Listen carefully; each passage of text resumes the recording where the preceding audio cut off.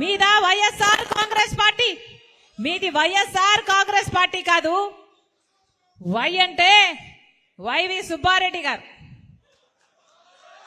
Yes అంటే సాయిరెడ్డి గారు, are అంటే రామకృష్ణ, సజ్జల రామకృష్ణ గారు. ఇలా తయారైంది ఈరోజు వైఎస్ఆర్ కాంగ్రెస్ పార్టీ. దీంట్లో వైఎస్ఆర్ గారు లేరు. ఇది జగన్ రెడ్డి పార్టీ, ఇది నియంత పార్టీ, ఇది ప్రజలను పట్టించుకోని పార్టీ,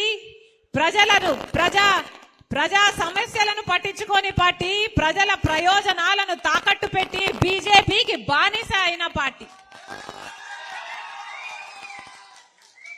రాజశేఖర్ రెడ్డి గారి ఒక్క ఆశయమైనా నిలబెట్టారా? ఒక్క ఆశయమైనా నిలబెట్టారా?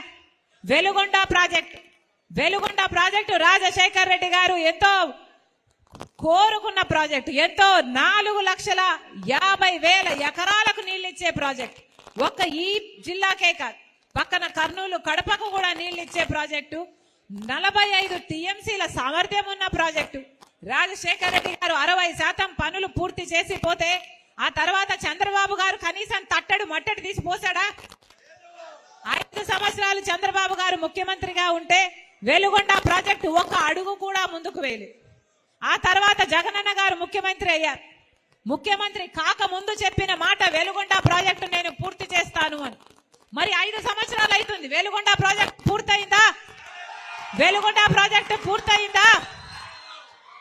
పూర్తి కాలేదు. ఇక్కడ నిమ్స్ ఇండస్ట్రియల్ కారిడార్ ఏర్పాటు చేయాలనుకున్నాడు రాజశేఖర రెడ్డి గారి తర్వాత ప్రభుత్వం 2012లో, అప్పుడున్న కాంగ్రెస్ ప్రభుత్వం. 3 లక్షల మంది యువతకు ఉద్యోగాలు ఇచ్చే ప్రాజెక్టు, అద్భుతంగా 4,000 ఎకరాలలో అద్భుతంగా చేయాలనుకున్న ప్రాజెక్టు. ఆ తర్వాత ఎవరూ పట్టించుకోలేదు.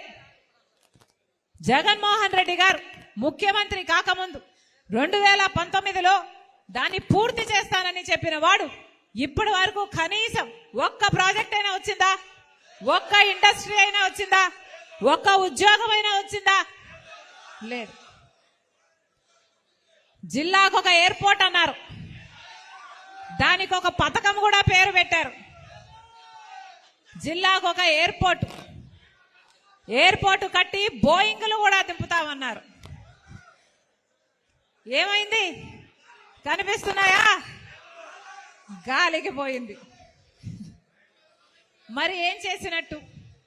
రాజశేఖర రెడ్డి గారి ఆశయాలు ఎక్కడ నిలబెట్టినట్టు? రాజశేఖర రెడ్డి గారు రైతును రాజును చేశాడు. రాజశేఖర రెడ్డి గారి హయాంలో వ్యవసాయం పండగైంది. రాజశేఖర రెడ్డి గారు రుణమాఫీ చేశాడు.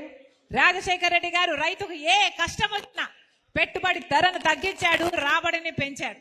రాజశేఖర రెడ్డి గారు ముఖ్యమంత్రిగా ఉన్నప్పుడు ఇన్పుట్ సబ్సిడీ ఉండే, విత్తనాల మీద సబ్సిడీ ఉండే, డ్రిప్పుల మీద సబ్సిడీ ఉండే, ఇంప్లిమెంట్స్ మీద సబ్సిడీ ఉండే. ఇప్పుడు ఏదైనా ఉన్నాయా? రైతులకు రుణమాఫీ కాదు కదా, రైతులు మొత్తం అప్పుల పాలైపోయారు. అప్పు లేని రైతున్నాడా?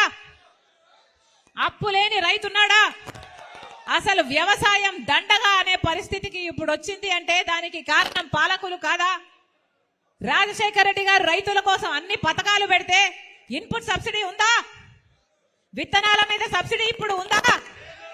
డ్రిప్ మీద సబ్సిడీ ఇప్పుడు ఉందా? కనీసం పంట నష్టపోతే పంట నష్టపరిహారం అయినా ఉందా? రాజశేఖర రెడ్డి గారు ఆ రోజు పంట నష్టపోతే ఎంత అద్భుతంగా ఇచ్చాడు, కానీ ఇప్పుడు అవి ఏమీ లేవు. మరి ఇదా రాజశేఖర రెడ్డి గారి సంక్షేమ పాలన? రాజశేఖర రెడ్డి గారి సంక్షేమ పాలనకు జగనన్న పాలనకు నక్కకు నాగలోకానికి ఉన్నంత తేడా ఉంది, ఆకాశానికి భూమికి ఉన్నంత తేడా ఉంది. రాజశేఖర రెడ్డి గారికి ఈ యువత అంటే చాలా ప్రాణం. రాజశేఖర రెడ్డి గారు మీరు బాగా చదువుకోవాలి, మంచి ఉద్యోగాలు చేయాలి అని మనస్ఫూర్తిగా కోరుకొని ఫీజు రీయింబర్స్మెంట్ ప్రవేశపెట్టాడు. రాజశేఖర రెడ్డి గారు చెప్పిన డైలాగ్ ఒకటి చెప్తా, మీరు ఏది కావాలంటే అది చదువుకోండి, మీరు డాక్టర్ అవుతారా, మీరు ఇంజనీర్ అవుతారా, మీరు ఎంపీఏ చేస్తారా, మీరు ఎంసీఏ చేస్తారా, మీరు ఏది కావాలంటే అది చదువుకోండి, ప్రభుత్వమే ఉచితంగా చదివిస్తుంది అన్నాడు. ఇప్పుడు ఉందా ఫీజు రీయింబర్స్మెంట్? ఇప్పుడు చదువుకుంటున్నారా బిడ్డలు? తల్లిదండ్రులు కూలీ నాలి చేసి చదివిస్తే ఇప్పుడు ఉద్యోగాలు కూడా లేవు. జగనన్న గారు ముఖ్యమంత్రి కాకముందు చెప్పిన మాట, ప్రతి జనవరి 1న జాబ్ క్యాలెండర్ విడుదల చేస్తాము, నోటిఫికేషన్లు ఇస్తాము, ఉద్యోగాలు ఇస్తాము అన్నారు. ఒక్క సంవత్సరమైనా జాబ్ క్యాలెండర్ వచ్చిందా? ఒక్క నోటిఫికేషన్ అయినా వచ్చిందా? 30,000 టీచర్ ఉద్యోగాలు ఖాళీగా ఉన్నాయి, ఒక్కటైనా భర్తీ చేశారా? ఇప్పుడు ఎన్నికలు వస్తే ఇప్పుడు నోటిఫికేషన్లు ఇస్తాడట సారు. మరి ఇప్పుడు ఇస్తే ఇక నోటిఫికేషన్ వచ్చేది ఎప్పుడు? పరీక్షలు రాసేది ఎప్పుడు? ఉద్యోగాలు వచ్చేది ఎప్పుడు? మీరు ఉద్యోగాలు చేసేది ఎప్పుడు? వీళ్ళకి చిత్తశుద్ధి ఉంటే 5 సంవత్సరాలుగా గాడిదలు కాస్తున్నారా? ఏమి చేస్తున్నారు? కనీసం ఒక్కసారి ఒక్క గ్రూప్ 1 ఉద్యోగం వచ్చిందా మన బిడ్డలకు? అంటే ఆంధ్ర రాష్ట్రంలో ఎవరు గ్రూప్ 1 ఉద్యోగానికి చేయడానికి కూడా అర్హులు కారా? మరి ఇదా రాజశేఖర రెడ్డి గారి సంక్షేమ పాలన? ఇదా రాజశేఖర రెడ్డి గారి ఆశయాలను నిలబెట్టడము? అంటే రాజశేఖర రెడ్డి గారు మాటిస్తే మాట తప్పనివాడు, మాట తప్పడు, మడమ తిప్పనివాడు రాజశేఖర రెడ్డి గారు.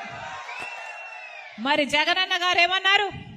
పూర్తి మద్యపాన నిషేధం చేస్తాను అని అక్క చెల్లెలకు మాట ఇచ్చాడు. అయిందా పూర్తి మద్యపాన నిషేధం? ఏమన్నాడు?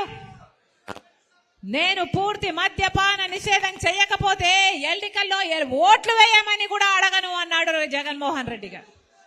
మరి ఇప్పుడు ఎలా అడుగుతున్నారు?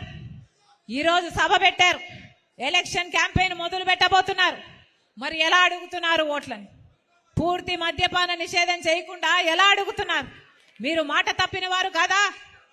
రాజశేఖర రెడ్డి గారు విచిత్రం చూడండి. రాజశేఖర రెడ్డి గారు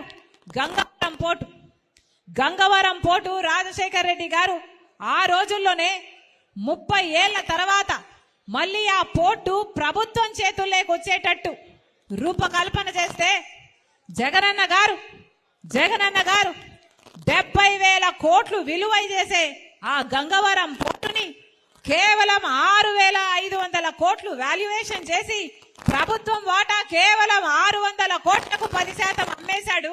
ఇక గంగవరం పోర్టు 30 ఏళ్ల తర్వాత కాదు కదా, ఇక ఎప్పటికీ శాశ్వతంగా అసలు ప్రభుత్వం చేతుల్లోకి రానే రాదు. అదే రాజశేఖర రెడ్డి గారు ఉండుంటే ఆ 30 ఏళ్లలో 15 సంవత్సరాలు అయ్యే పోయింది. ఇంకో 15 సంవత్సరాలకైనా గంగవరం పోర్టు మళ్ళీ ప్రభుత్వం చేతుల్లోకి వచ్చేది. కానీ ఇప్పుడు ఆ ఆశలు లేనే లేవు. ఏమంటున్నారు? మొన్న సజ్జల గారు అంటారు 600 కోట్లు మేము 600 కోట్లు తీసుకున్నాము గంగవరం పోర్టులో అమ్మేసి, ఆ 600 కోట్లని మిగతా పోర్ట్లను డెవలప్ చేయడానికి వాడాము అని. ఎంత నిస్సిగ్గుగా చెప్తున్నారే అయ్యా సజ్జల గారు.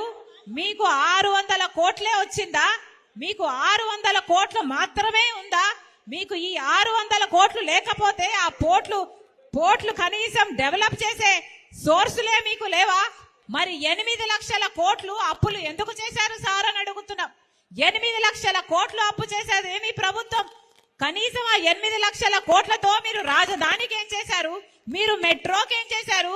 55,000 కోట్లు పెడితే పోలవరం కూడా పూర్తయ్యేది. మరి 8 లక్షల కోట్లు అప్పులు చేసి ఏదీ చేయకుండా గంగవరం పోర్టులో 600 కోట్లు వస్తేనట ఆ 600 కోట్లతో మిగతా పోర్ట్లను డెవలప్ చేశారట. అర్థం పర్థం ఉందా మీరు చెప్తున్న మాటలకి?